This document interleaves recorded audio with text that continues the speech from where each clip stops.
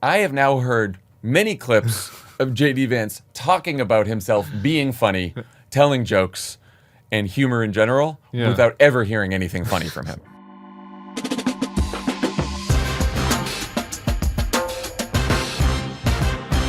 Hello and welcome to the Bulwark Podcast. I'm your host, Tim Miller. We're in a different studio today. I'm in Los Angeles, and our friends at Crooked Media had allowed us to rent this out. We're paying union rates. They're going to round up on the hours, which I appreciate. You know, we want to support everybody and kind of when in Rome kind of vibes is what I'm thinking about here. And I'm delighted to be joined by one of the founders of Crooked Media, host of Pod Save America, Jon Favreau. What's up, man? Welcome. I heard that when we were setting this up, you actually asked if you needed to rent this space. I was like, what the fuck is he talking about?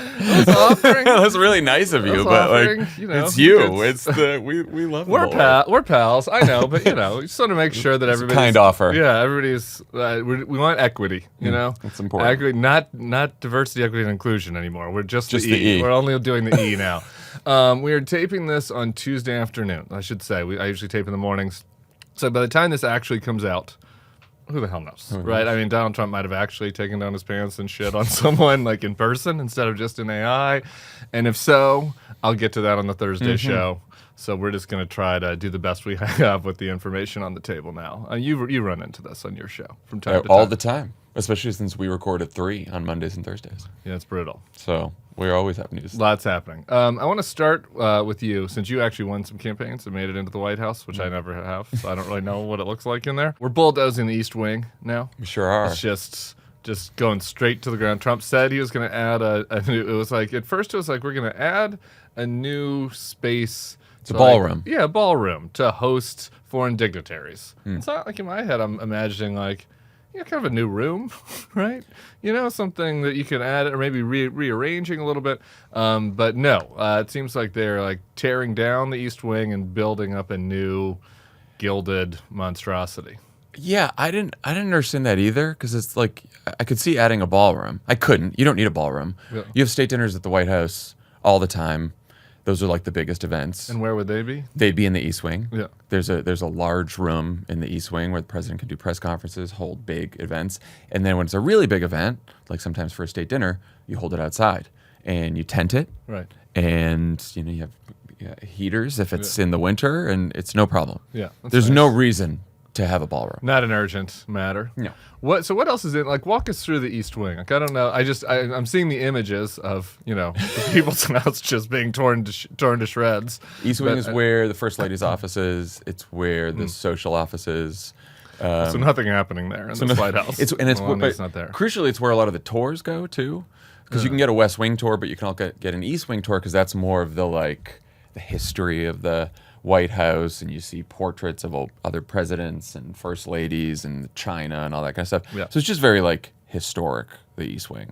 But it's kind of insane that they're doing it. Yeah. I mean, does it give you any emotional feelings? Like when you look at the images, or just do you laugh? I think it's dumb, and I think it's ridiculous that he's also doing this in the midst of a government shutdown. Yeah. Just we're going to just create a new ballroom. Yeah. And we're not paying the people doing TSA, for example. No. We're not paying government workers right now. No. Are we paying the guys that are bulldozing the East Wing? That's a good question. So. I guess we're contracting someone. Yeah. But I have to say I don't have a lot of faith in his taste either. So that's going to kind of... You're not impressed with the kind of au bon pan patio? Yeah, they were all out there today. The Rose Garden? It was the but it doesn't bug me as much. I mean, on the list of awful things that Trump is doing, if he, called off the masked agents rounding people up in the streets, I would let him bulldoze the entire White House. Yeah, good. That'd be a fair trade. You know what I'm saying? So it's very low on the list of things that get me going. Are you with me secretly on liking the new Oval Office decor? No. Okay. That's a crazy opinion. But the old one was pretty drab. Well, it's a little Protestant and drab. Yeah, that's fine, but I don't think this was the answer. Me neither. I'm just saying I don't think the Saddam core Uda and Kusage drawing room is better. And look, I thought that Obama had a coffee table in that White House, in our White House, that I thought was fucking weird. Did he? So, yeah, it was just a very... Somebody had a blue carpet, one of the old presidents. I was watching some old videos, and I kind of liked that. Maybe. No, I think it was before. Was it Bill? It was Clinton. Yeah. Bill Clinton. Yeah. Little blue dark carpet. One more thing on this. JVL has particularly strident. I saw. I read. Seen this? Yeah, I'm a triad reader. I'm gonna. Well, everyone should be a triad reader. TheBulwark.com. Sign up. It's a great newsletter. Sometimes, he lets it rip a little bit. You're writing a daily newsletter.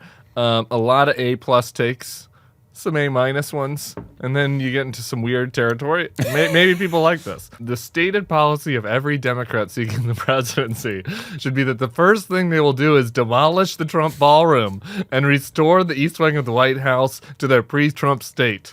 What do you think? Here's what I think. If I was at a primary debate, and someone asked me if I would do that, sure, fine. Yeah, I'm joking. Sure, I have no problem with that position. I don't know that it's not high on my list of priorities. I think there's a lot of other things we're going to have to clean up. Woof. I'm choking on that. Going to have to demolish most of the appointments. Yeah. Yes. A lot of the people working in the ballroom will probably want to get rid of. They can leave for sure. Yeah, I don't know. I'm kind of count me as a maybe on that. I don't know that I'll be mad if a Democrat decides that they want to demolish it. But also, I don't know. I don't think it'll be on my first day. No. They ask you that thing. What are you going to do for day one? Signing an EO. Demolishing. I'm going to be out there, fucking sledgehammer, demolishing the East Wing. Though that might do well. I don't know. In a Democratic primary. We'll get to that in a second. We have some more serious matters. You mentioned the masked ICE thugs. Mm-hmm. Our friends at Puck have some new polling on this. Indy's opposing the ICE efforts. Independents 49-40. Most Republicans are for it, unfortunately. Mm-hmm. I was maybe... You were hoping that... I wasn't really hoping, but, there's been some interest. Honestly, 11% to me was like, that's high. It's pretty good. Okay. 50-34, the numbers against masks. Again, pretty good, I guess. 34 seems... pretty high for secret police, but okay. 47-42, so very small majority agree that they're mainly targeting peaceful people who are not a threat. That to me was probably the most hopeful number in there. Because to say that mainly targeting peaceful people, which I agree with, you sort of have to know you're following this somewhat closely, and you're seeing the images and you're seeing the footage. Yeah. So I was like, that number surprised me in a positive way. Where are you at on the whole convo of whether this is a political winner? And there's me and the Matt Iglesias argue about this. Iglesias is in the Democrats just shouldn't talk about this. It's a losing issue. Where are you on that? I strongly disagree with that. I think we Democrats fucked up immigration under Biden for sure. I think that most people in the country want... policy-wise or rhetoric? Policy-wise and rhetoric, because I think that the idea there, again, was... we're going to do all this stuff, but we're not going to talk about immigration because that's not the best issue for us. Yeah. So now this is basically how Democrats have handled immigration for some time now, which is tough issue. So let's do the policy. Let's say that we're for a path to citizenship and then helping the dreamers and then, make a nod to border security. But when immigration just happens or there's waves of new migration or an influx of migrants, we're just not going to talk about it because it's not a good issue for us. Yep. And I think that is a mistake because... the Trump Republican Party is always going to make it an issue. It's going to be the centerpiece of their agenda. So why are we just having their story out there and not telling ours and just pretending that when they do really extreme things on immigration, we hit back with but cost of living. I just don't think that works. Even though I agree that cost of living is a more favorable terrain for us than immigration. But I think that Trump's numbers on immigration and the change in his numbers on immigration since he took office the second time proves that it's not their best issue. And if you actually go make the case and share a lot of these videos and stories and images of ICE, it's going to change people's minds. And I still think a lot of people would say, we want a strong border, we want an immigration system that is fair, that people who've been standing in line and waiting, they should get precedent over people who illegally cross the border, for sure. Yeah. But they don't want ICE in the streets grabbing innocent people and American citizens and legal residents. Yeah, and the 50-34 against masks, I think it's encouraging because it also shows there's room to grow there probably. A lot of people probably don't know, haven't been following that closely, don't know about it. I was talking on a different project to some MAGA folks who, like, you get a lot of the defense of this. It's actually not really on the merits, but it's a lot of, like, a couple examples are falling through the cracks. Like, that happens in any policy, right? And the liberal media is obsessing over these outliers. And so to me, like, that is an argument for talking about this more. And bringing up the examples more, because I think that the more examples there are, the harder it is to kind of get away with that.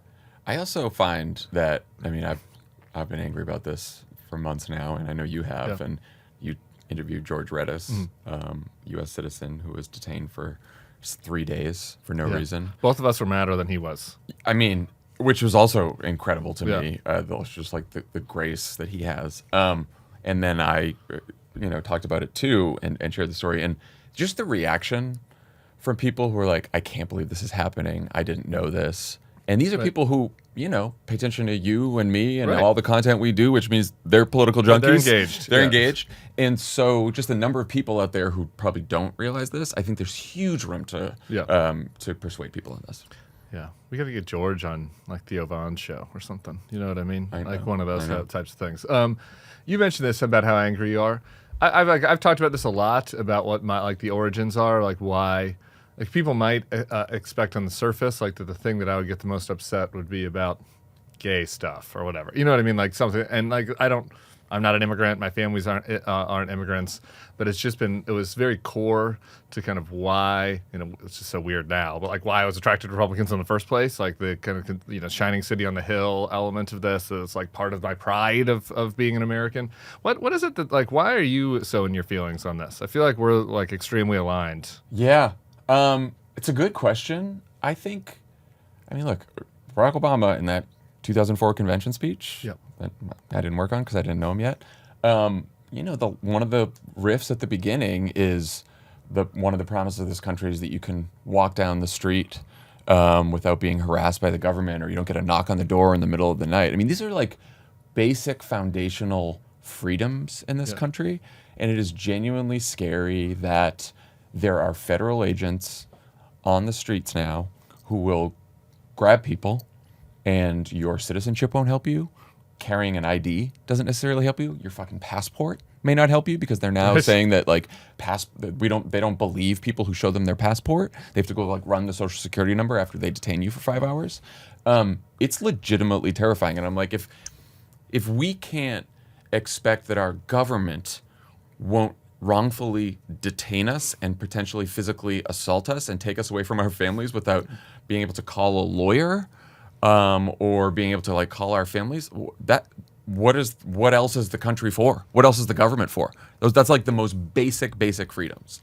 And so I think it really, that bothers me, like, more than anything. And look, I know, we did deportations in the Obama administration, and there were plenty of stories where someone gets deported and you're like, you know what, that person has been here for 10 years. They've, like, done it all right. And yes, they crossed illegally, but, like, you feel really bad. Yeah. And that's going to happen even in the best immigration system. Yeah. So I get that sometimes that happens, but this is it's just another level. Yeah. When you talk about how it's like one of the fundamental elements of America, I mean, the immigrant story is a fundamental element of America, right? But in addition to that, right, like the fact that this is not an authoritarian country, it's a free country, we all have basic fundamental freedoms. I do think, like, that maybe that why this is an issue that kind of aligns people, like, coming from my background and yours, is that, like, you actually care about that and still believe in it. And I do think, like, not to pick on anybody on the left in particular, but, like, there's a category of left folks that are kind of like, I don't know, America's not that great, actually, right? And that, like, we need to, like, fundamentally change it in a way that, there are elements of America that are good and that we like, but, we should go a different route. And I think that, like, this issue cleaves off people that, like, just genuinely care about the foundational documents of the country and, like, the points, and, like, then maybe have some disagreements on how to live up to those, right? Is that a majority still in the country, do you think? Like, I think so. Yeah. I think so. And it's one of the reasons the interminable debate within sort of our coalition about, do we talk about democracy? Democracy is a loser to talk about, or we talk about kitchen table issues. Sure. drives me fucking insane, because I agree that talking about democracy and the rule of law and using Lock into Tuckville. and using words like that Yeah. is not going to land with people. Yeah, right. I 100% agree with that. But I also think, do you want your family to be able to walk down the street without worrying that they're going to be taken by masked agents? I think that resonates with people. I think that's a winner still? I think that's a kitchen table issue. Yeah. I do. Okay, and good. and I also think, like, as we're talking about the political prosecutions, like, the political prosecutions right now are like up here, and people who've pissed off Trump and who are on legal teams that went after him and stuff like that. But and then the ICE stuff, the immigrant stuff, is like, it's like down here. It's people who, maybe they crossed illegally. Right. It's sort of getting to meet in the middle soon. Yeah. Right. Because like the political prosecutions, they're going to go down the list, and then on the ICE raids, they're grabbing American citizens, they're grabbing legal residents, and now with the everyone who disagrees with the president is Antifa, right? And we're going to go after left-leaning groups. Like it's broadening, starting to touch a lot more and we're folks. only 9 months in. Yeah, to your point on the broadening on their bottom up attacks and what ICE is doing, they're trying to add 10,000 more deportation officers, which is alarming. On the one hand, it's something I'm very concerned about. I think this is going to get worse than before it gets better. There's one little positive silver lining, though, on that front. I don't know if you saw in The Atlantic. I want to read a little bit from this. More than a third of those who have applied to join ICE have failed the fitness test so far, impeding the agency's plan to hire, train, and deploy 10,000 deportation officers. That's a crazy sentence, by the way. We're trying to hire, train, and deploy 10,000 deportation officers.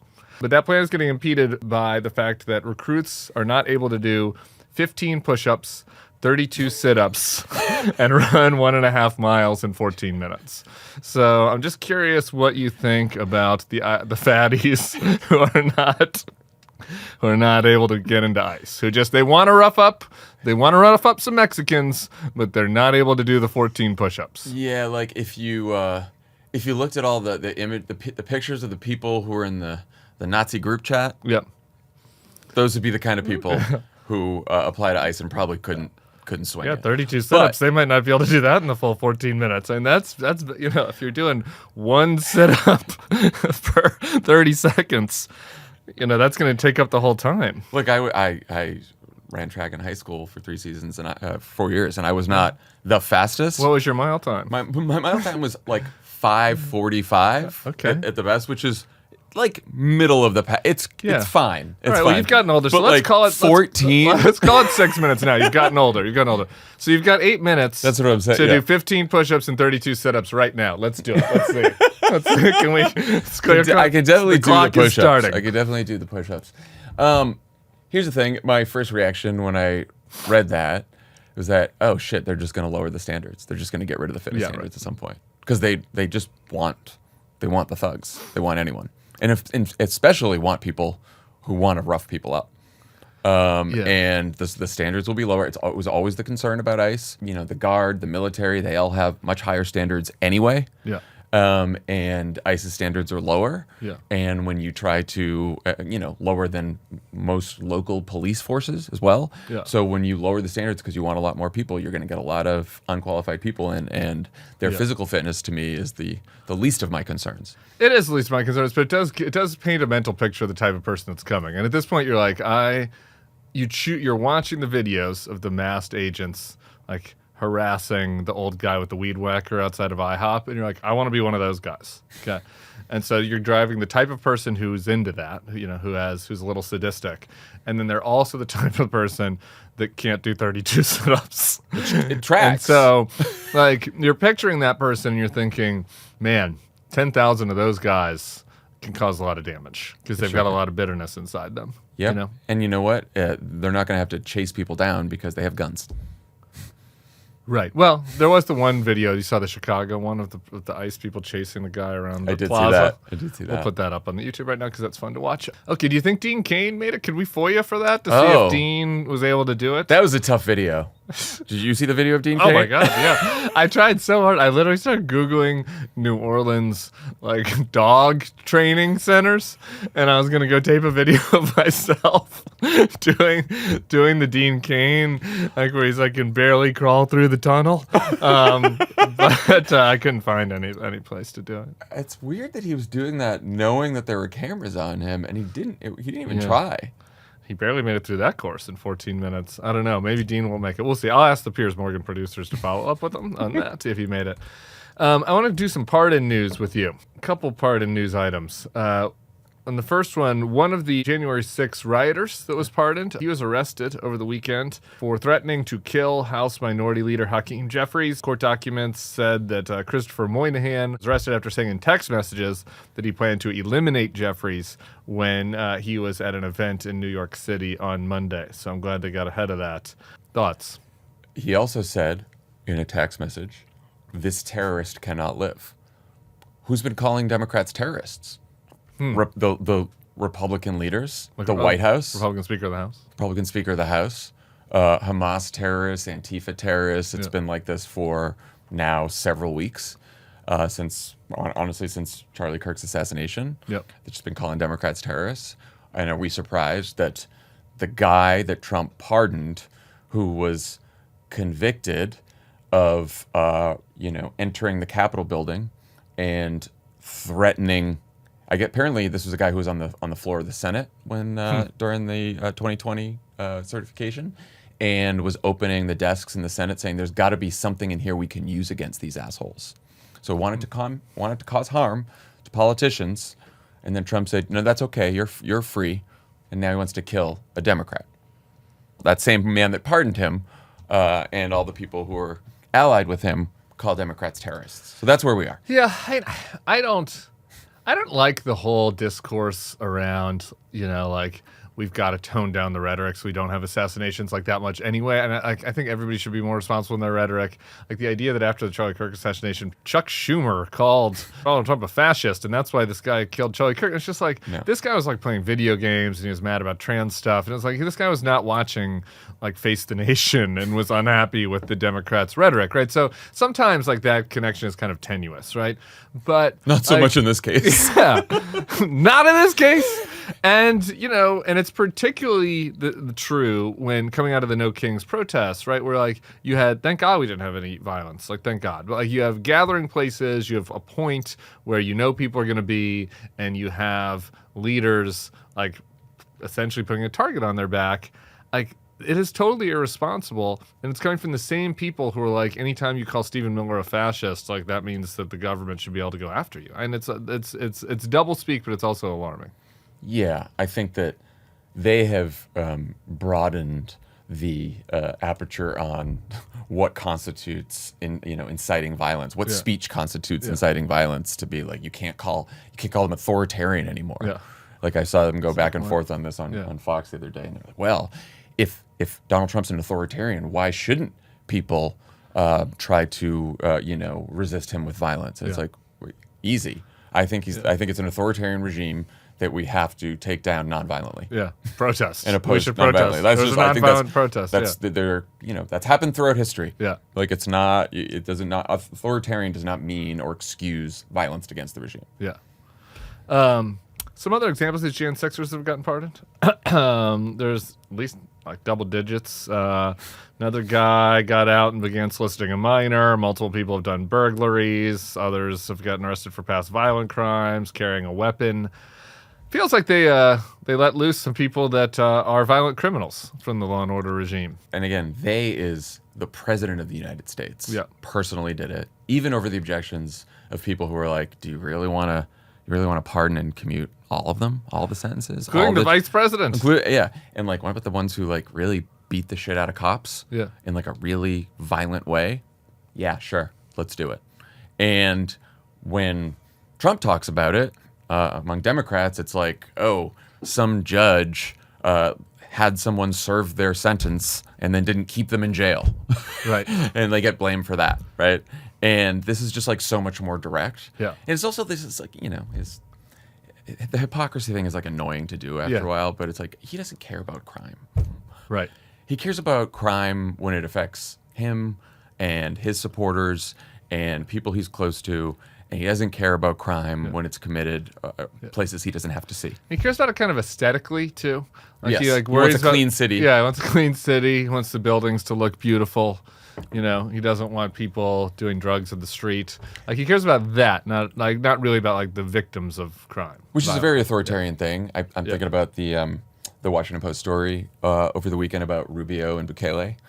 And it was talking about how Bukele made deals with MS-13 when he was coming to power and basically said, you can keep killing people, but just no more public executions. We need to be private because I want the crime stats to go down. Yeah, right. That is Donald Trump. Yeah. Right? It's the same idea. Like, I want the cities clean. I want it to look good. I want the crime stats to be down. I want to say that I solved the problem. If the murders keep happening, I don't want to hear about it. That Bukele story was crazy. It's insane that we gave them, and just to this point of, like, hypocrisy is the wrong word for it because it's like, if you actually took them at face value, took their argument at face value, which I do think that some MAGA people do, which is like, I care about drug trafficking. Yep. Fentanyl has affected my life. We should go after the gang members. So if you take that in good faith, like the fact that we traded to El Salvador people that were informants who were helping us get actual top-level gang leaders and drug traffickers. We traded those informants to El Salvador in exchange for being able to use their prison to send these Venezuelans there, like the hairdresser and the guy with the autism awareness tattoo.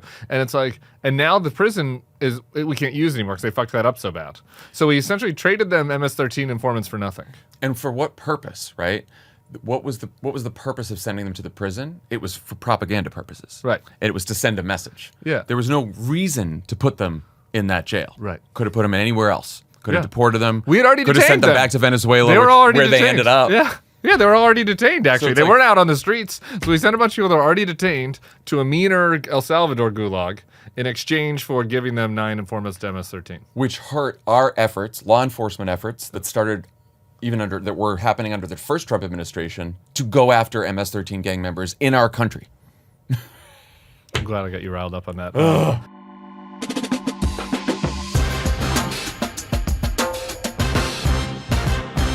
All right, we don't pick favorites with our ad sponsors. We don't rank them, publicly at least, kind of like your children. You don't. I only have one child, so not a big deal. But I hear this from like my nephews and nieces. Maybe you don't want to rank them publicly. But here's one thing we know: I really love fish. I really love fresh fish, and I really love services that make it easy to cook a healthy dinner for my family.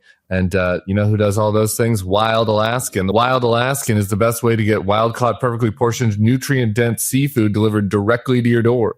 Trust me, you haven't tasted fish that's good. We've been inundated with fish from Wild Alaskan, so much so that not only have I been able to cook with it and feed my family, we had some friends come over, made some fish tacos, also handed out some Wild Alaskan to some friends and neighbors so that they could enjoy as well because, I've been on the road a lot, so I've only got so much time to cook fish. And everybody, rave reviews from everybody, whether it's the Pacific halibut, Pacific cod, coho salmon. It's all wonderful. Couldn't recommend it more. If you're not completely satisfied with your first box, Wild Alaskan will give you a full refund, no questions asked, no risk, just high-quality seafood. Not all fish are the same. Get seafood you can trust. Go to wildalaskan.com/bulwark for $35 off your first box of premium wild-caught seafood. That's wildalaskan.com/bulwark for $35 off your first order. Thanks to Wild Alaskan Company for sponsoring this episode.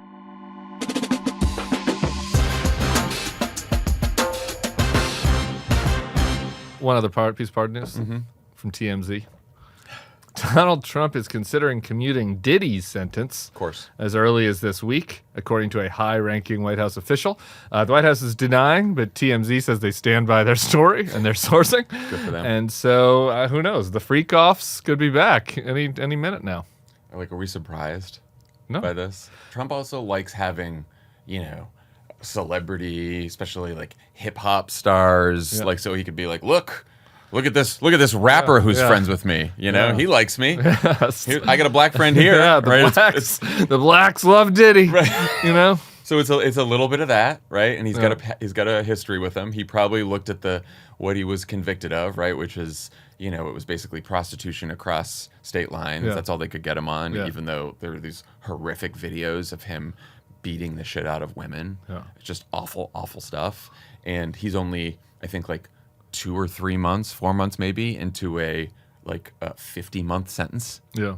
And we're gonna just spring him from jail for what? Well, that's not a real crime, I don't think. Violence against women. And there's certain crimes that he's focused on when it comes to law and order, and I don't think that that's one of them that he's worried about. You guys, I guess Tommy handled the Graham Plattner interview yesterday. Sure did. I think folks should listen to the whole thing. It's interesting. There's one news item that I want to start by talking about. Then we'll talk about the race more broadly. He had a tattoo, and I had mentioned on a podcast last week that there's been a lot of little scuttlebutt going around about Plattner in the political class, and I was like, I wasn't sure what was true or not. One of the pieces of scuttlebutt was that he had a Nazi, like a swastika tattoo going on. I heard that from multiple people. It turns out that was not it. What he had was like a skull and crossbones tattoo that I'm not deep on Nazi insignia, but that was I guess the symbol of one of the units of one of the Nazi units, I guess. And anyway, Tommy asked him about that. What was the takeaway? So I would encourage everyone to listen to the entire interview Tommy did with Plattner, and it is it's a long one, but I thought it was fascinating, partly because of how he handled all the questions, which was very matter of fact. I don't know who the strongest candidate is in Maine, but I found him very believable in his interview with Tommy, and his story there is he was in the Marines, 23. They were in Croatia, and they all got really drunk, and they went to the tattoo parlor, and there was a bunch of skulls and on the wall, and they were like, "Oh, give us the scariest skull and crossbones you have," because they were Marines who were drunk, and so that's what he got. And he said, "Not that surprised that in Croatia there's some Nazi-loving tattoo artists. That feels right. That feels believable, tracks. I guess." Yeah. And then he said to Tommy, he's like, it's not like I've been trying to hide it my whole life. I have a shirt off at the pool and stuff like that. And he's like, no, and no one has said anything to me about it, and he didn't look it up. Now his political director who left was like, he's a history buff. He should know. Maybe he didn't know it first, but he had to have known later. The Jewish Insider has some story that I can't access because I'm not a subscriber that says that that there was some former acquaintance of his who said he used to call it his Totenkopf or whatever. A former acquaintance of the Maine Senate candidate, somebody sent this to me, said that he called the tattoo my Totenkopf. Right, but it's I don't know when that was, but I don't know what that is. To believe that this is nefarious, you would have to believe that he has all these Nazi beliefs that he has not expressed to anyone in all of his Reddit posts that have got him in trouble. Yeah. Some of which he said, "I'm a communist." So it's is he a communist? Is he a Nazi? It just feels like a weird thing to be but this is me. This is my Nazi tattoo. Yeah. And actually, these are all the beliefs in this tattoo that I didn't know meant what it meant. Yeah. Right? The Totenkopf is German for death's head. I don't fucking know. Is what I guess I would say. Yeah, sure. It does feel strange. I mean, to have it on his he has right on his chest. It's not hidden. So anytime he would be going to the pool or the beach or whatever, people would see it. I definitely, if I saw it, wouldn't be oh, that's a Nazi tattoo. It looks I do feel a that's skull. a test for people who might be critical of this. It's if you saw that, would you have known? Yeah. Are you a buff on Nazi symbols? I definitely wouldn't have known. Based on what I'd heard about it, once I saw it, so then you guys played a video. I guess he also was shirtless singing Miley Cyrus "Wrecking Ball" Which is the best part. At his sibling's wedding. At his sister-in-law's wedding. Sister-in-law's wedding, yeah. Who's Jewish. Great rendition of "Wrecking Ball." Great song. I do recommend Anne Hathaway's version of "Wrecking Ball" on that lip syncing show. That is a good show. It's really nice. That in a while. The lip sync battle.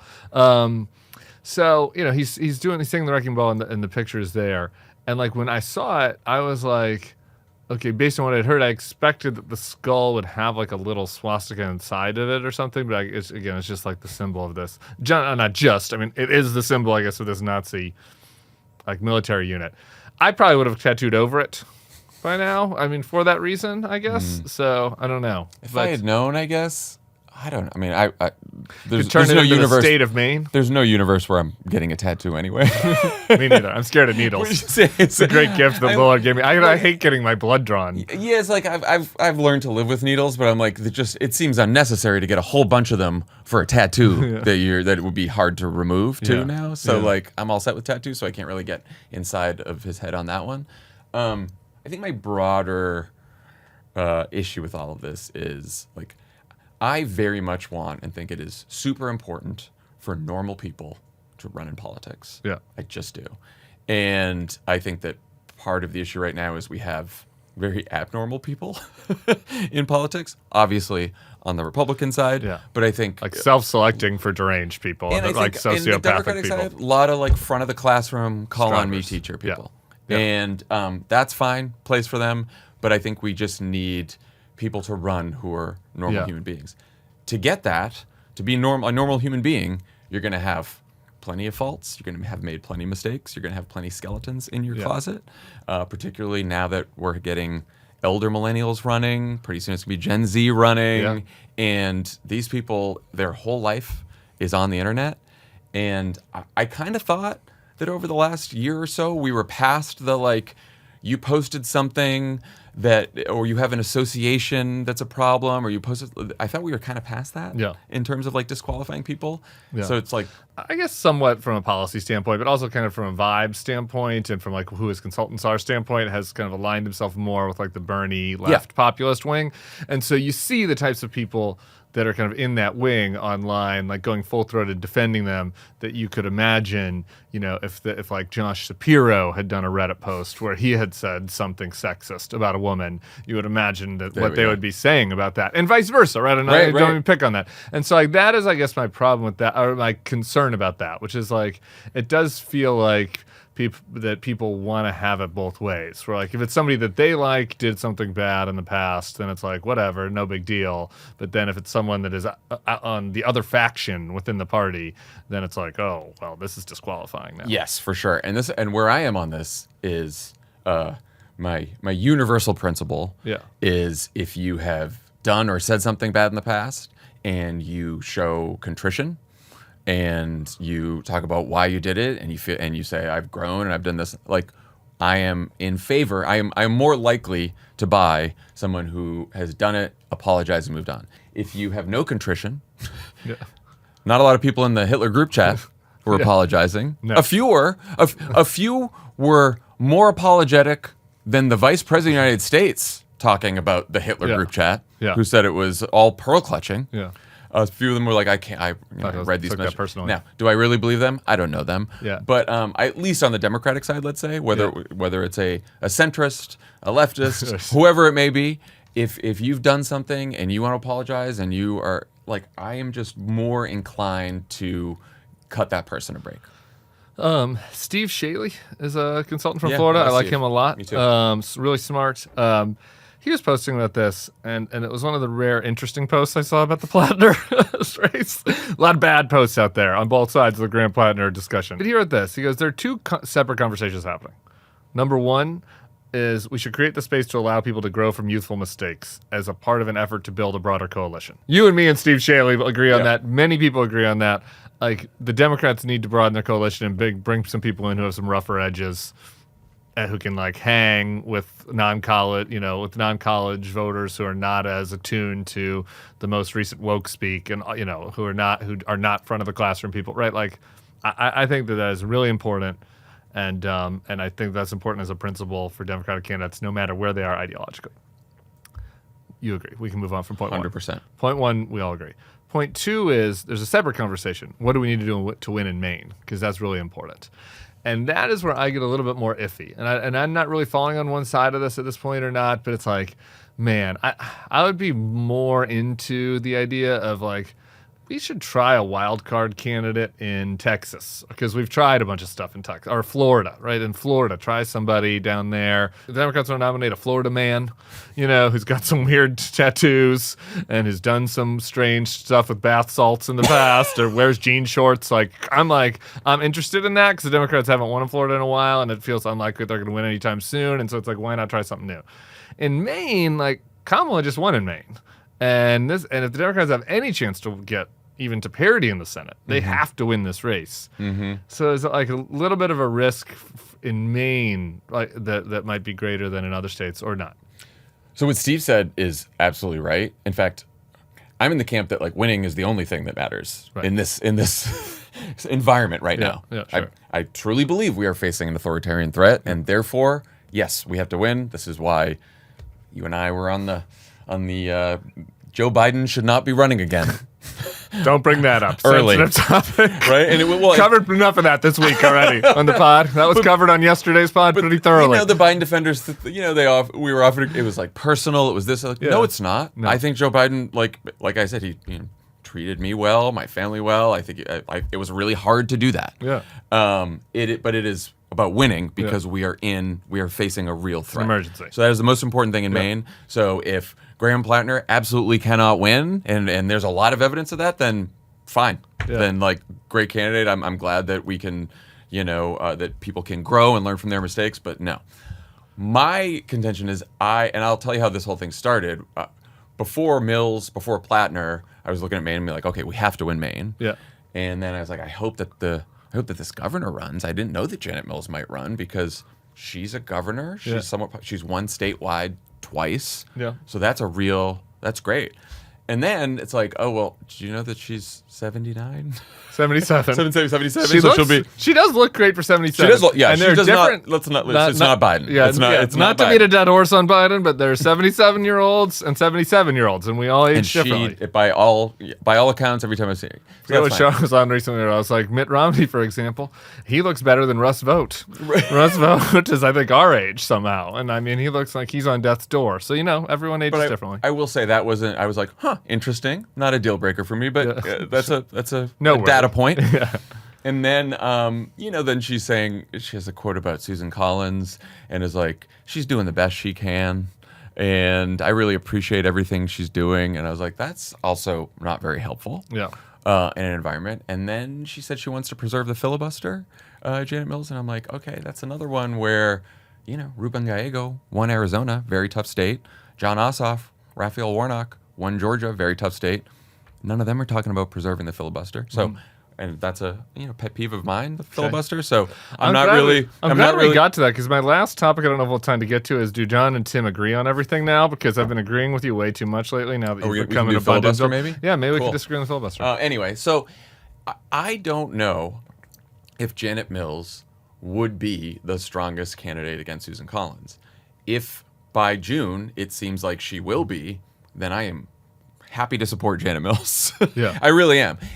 But I don't think that I guess where I disagree is I don't think that anything we've learned about Graham Plattner obviously makes him less competitive than Mills. One other thing on Maine. You spend a little time up there. I do.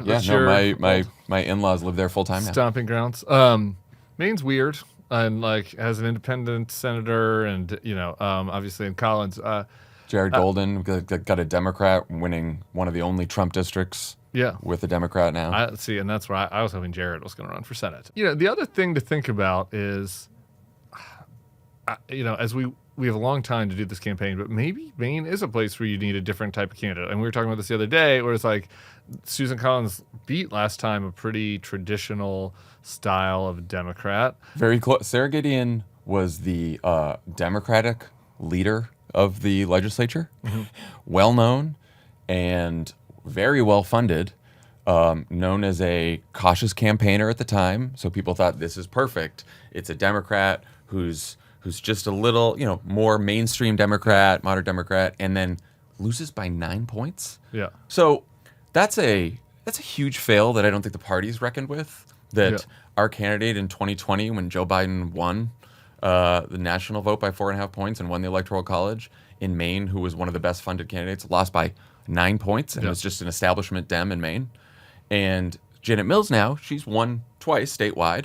She won in 18 and she won again in 22. In 22, she did win against Paul LePage, who's pretty extreme and crazy. It's not Susan Collins. Yeah, right.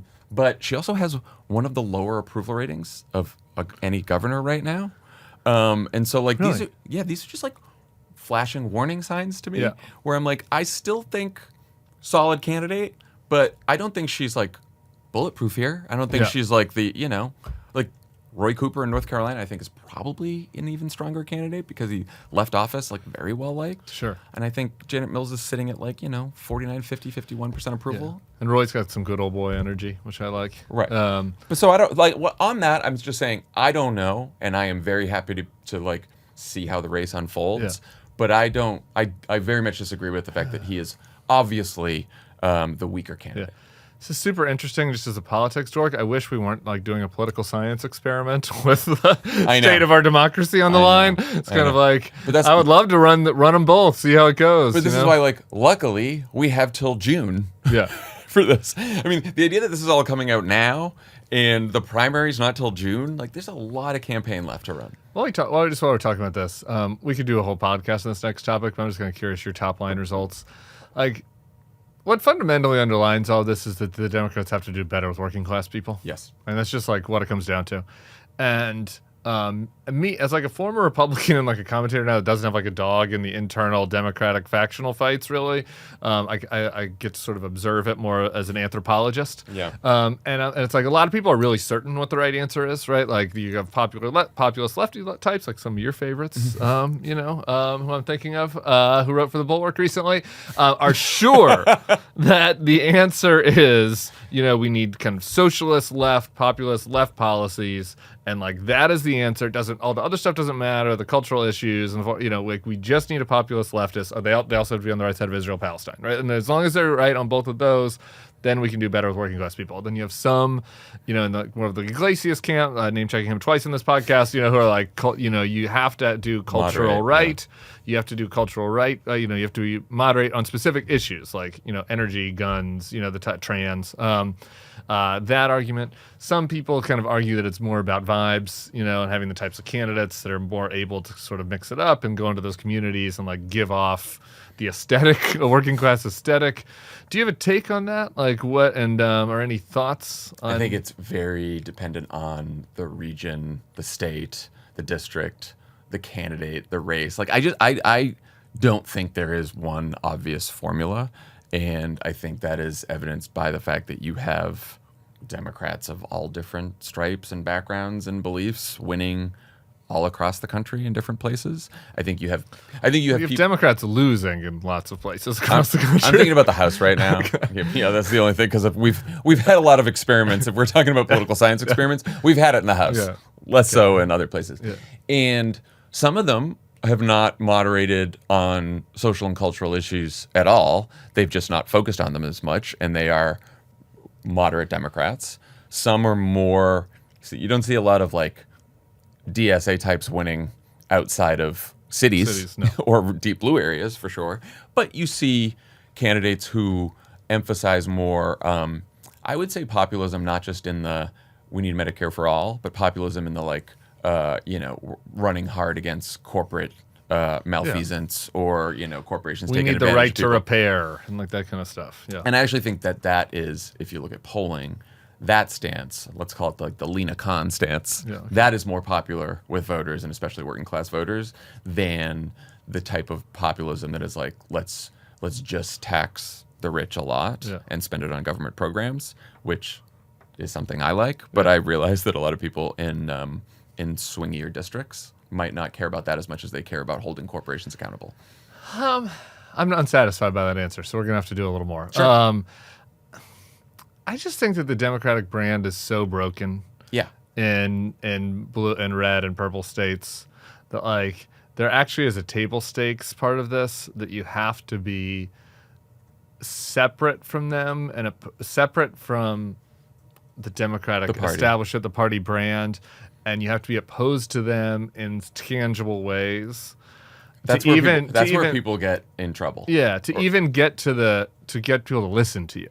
You know what I mean? And it's hard. Part of it is gets people in trouble because Democratic activist types don't like this. You know, I've talked to several candidates, like more conservative type candidates will call me and be like, what do you think I should do to run as a Democrat? And I'm always like, I don't care what it is. Just find whatever issue it is that you you agree with the MAGA side of the argument on, and like talk about it a lot, actually. Like talk about that one thing a lot and criticize the Democrats directly on it. And they're like, ooh, you know, but when I go to the Democratic county group meeting, you know, they get mad at me about that. And I'm like, yeah, but that's just the only way to get the other people in the state.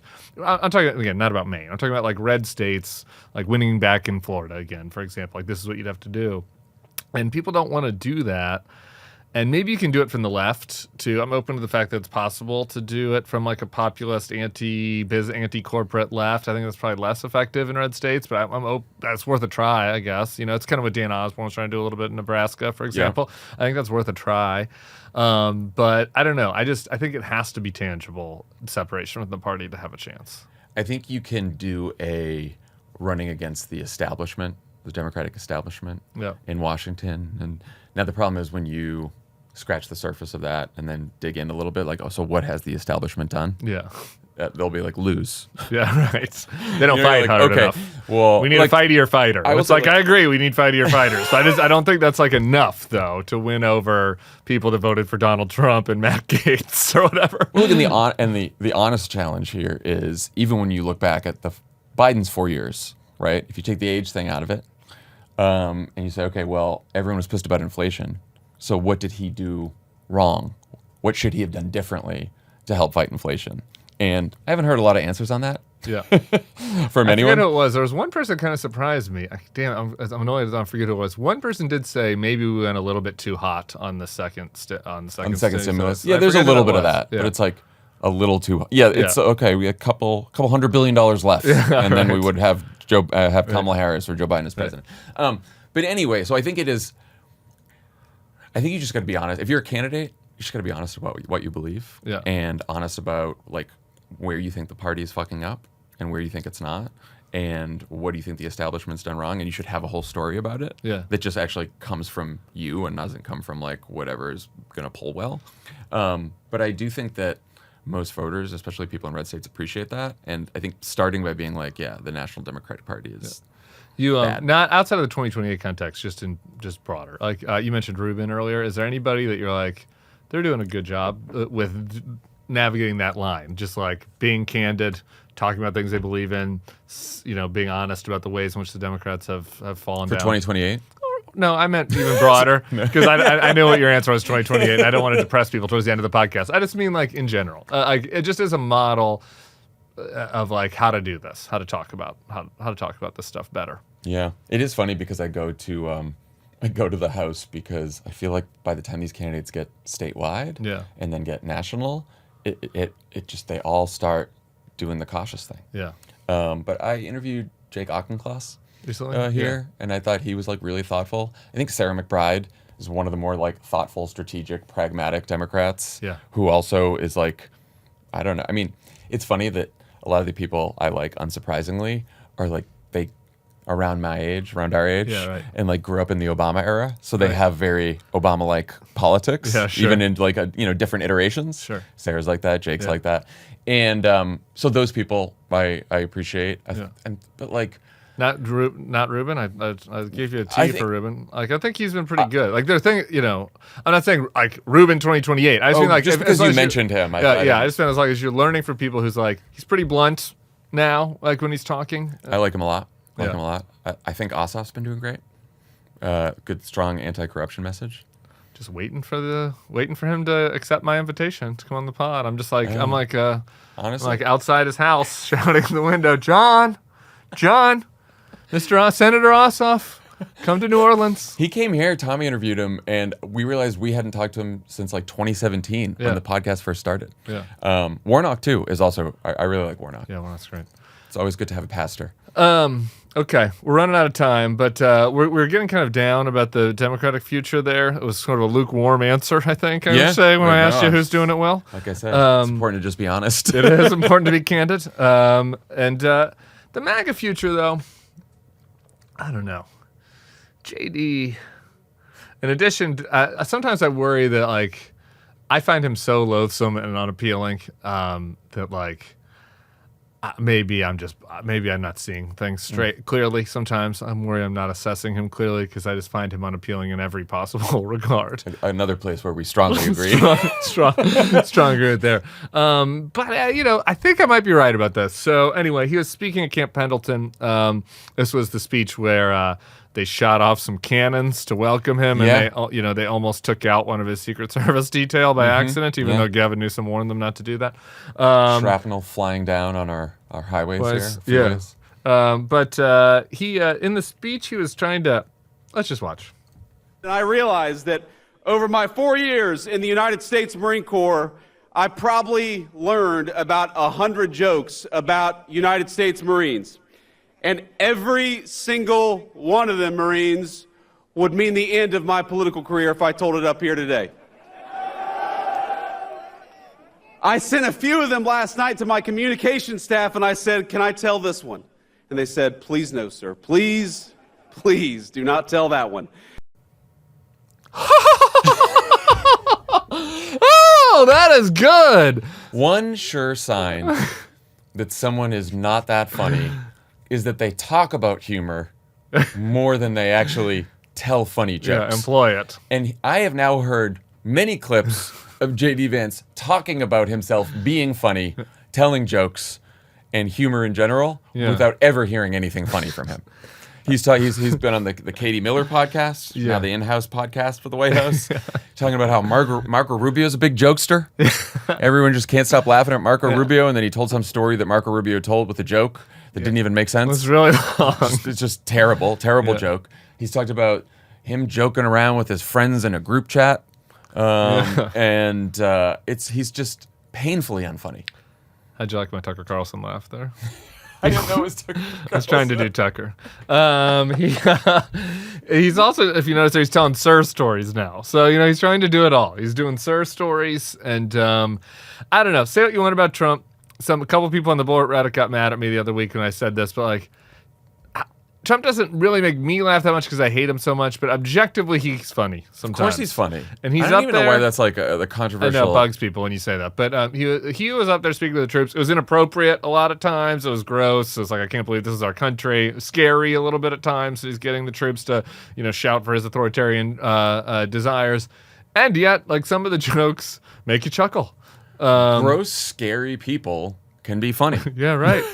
We contain multitudes. And the funniness though is a way in for him to a certain demo of people that I don't know. It might be limiting for JD as far as their future is concerned. That's one hopeful thing that I have. I was reading a piece that Noah Smith wrote the other week in his Substack, and it was about what happens after Trump. And it was about the Nazi group chats, and he made the point that so you cite the reason for optimism, which is post-Trump cult of personality. It's going to be much harder to find Republican candidates out there who are as charismatic, right? And so electorally, that's a good thing. But when you don't have a charismatic leader and you don't have the cult of personality, then movements become more ideological because you have ideology that substitutes for... Now you're doing bulwarky material. For cult of personality kind of stuff. And if you look at these young Republicans, in these group chats, and J.D. Vance, and that whole crew, the national conservatism crew, which when they had their conference, everyone was like, "Well, it's a lot more boring than CPAC," and it's like, because they're all fucking nerds, but they're very dangerous, and the ideology is much more dangerous than Trump's ideology, who you could say doesn't have an ideology. Yeah, right. And so Trump, that does worry me. I know the National Review crowd will get mad at me for saying this because it's they'll make fun of people that are have Trump TDS like me, and then we'll say things like, well, in certain ways JD Vance is more dangerous because everybody I thought Trump was the worst ever, and it's Trump is the most dangerous in the sense that he is a megalomaniac. And he has mental health issues. The line I always use is it's hard to imagine people storming the Capitol waving Ron DeSanctimonious flags or J.D. Vance flags, right? It's Trump is the scariest and because you kind of do need a cult leader to successfully do a full toppling of democracy, right? But just purely on an ideological standpoint, Trump tamps down what a lot of these guys want to do in various ways. I mean, Trump was joking. What was it? He made a joke. Trump being funny again. The other day he made a joke about Stephen Miller. I know. Where he's like, I kind of want to hear what's inside Stephen's darkest thoughts. He's like, it might be scary. It's actually not the darkest thoughts. Maybe don't talk about everything you believe. I mean, it's a failing of Trump, obviously, but he knows right now that he has surrounding him a bunch of fucking lunatics. Yeah, right. Like even Trump realizes that. Yeah, right. Especially with Miller and Russ Vought and some of these people. So I worry about that. But I think electorally that it's going to be trickier for them. But also we're in a pretty divided country, so it's like there's no landslides here. Yeah, like right. JD Vance is not going to be so uncharismatic that he loses in a landslide. Right. And who the hell knows who the Democrats could put up. So anyway, yeah. All right, final thing. Okay. The dark prospect of the MAGA youth taking over. That's a pretty dark place to go. When I think it was the last time you were on my pod. Was when I was at TPUSA last year, because I remember I was taping from Arizona. Oh. I go every year. I think I might skip this year. Yeah. I just don't know if I'm going to have it in me. I think that's fair. Yeah, I think maybe next year I'll go back. But I try to go every year because I think it's important to like hear what the MAGA youth are saying and like actually hear it, because there's some ways in which it gets caricatured by like just seeing the worst quotes from every event on Twitter, and it's like it's interesting to see the full speeches. The boring parts, the like weird ideological niches they have. Like I knew in advance that they were going to try to redesign all of Washington D.C. because they're obsessed with architecture, and Tucker Carlson gives long speeches about how very fashy. Yeah, about how it depresses the spirits to look at some of the buildings in Washington and all that. I've heard that before. So anyway, Mussolini-ish. So anyway, I was there, and we were talking, and it was like, I guess a month after Trump had won again, and we were like talking about like what our thoughts were about like what it says about what we think about the country, and I remember we were both talking about like how it was hard on us to think about the fact that like for our kids when they go to the classroom, like Trump's face is going to be on the president's list twice, and like that's a weird thing, but like that really. For whatever reason, that affects me. I'm just like, I kind of want to go tear it down from the social studies classrooms in my kids' school, which is not the thing to do, not a sane parent move. So I won't actually be doing that. Anyway, we talked about some other stuff. I'm just there is a boiling frog element to all this. Like it's a lot less raw than it was then last December. I'm just kind of wondering what you think, like 10 months in, how you're feeling about, the American experiment. I think the feeling I've been having lately is just this sort of extreme frustration with the fact that I think so many people in the country are just not paying close attention to what's happening. And I think the reasons for that are both understandable and varied. And some of it's just like, I tried to check in once and now it's brutal and I'm tired and I got to live my life because it's too dark to pay attention to this all the time. And so it's like, on one hand, I understand that. On the other, I'm like, we will lose the country if we just all turn away and stop paying attention. I genuinely believe that, which is why I'm still at this, which is why we just keep slinging takes. One of these days, it's going to break through and figure it out. So I part of my thought process has been. Are you slinging takes because you think it will break through, or are you slinging takes because there's nothing else to you don't know what else to do? With no, your time? The only way. This could be completely naive of me. I don't think that my takes are breaking through, right. But I think that I, hopefully, in a small way, am trying to wake up every day and persuade people that things are bad and we got to get involved and we got to fix it. Yeah. And don't know if that will work, but it's like the only thing I know how to do. Yeah. And so I'm going to keep doing it and try to do it as effectively as I can and as persuasively as I can, because I take words and persuasion seriously, part of just being in politics and also what I did in politics. Yeah. And also a big part of that is figuring out like how to reach those people who aren't paying enough attention and convince them that it is worthwhile to do so. You seem like less of an emotional wreck than me and Love It, but are you ever doing any like Sundays just in bed where you're like, I can't do the pod tomorrow. I don't want to do this. No. Fuck this. I get, Fuck and I'm these not, people.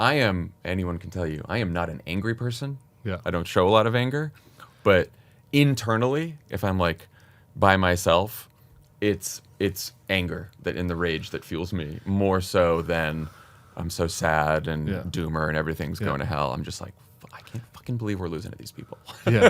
Who are It's you more mad, of that. Who are you mad at? Are you mad at JD and Trump? Are you mad at the voters? Are you mad at the people working for ICE? Are you mad? All Who of are you them. mad? You're mad at everybody. Fuck them all. Democratic Party, Yeah. you know.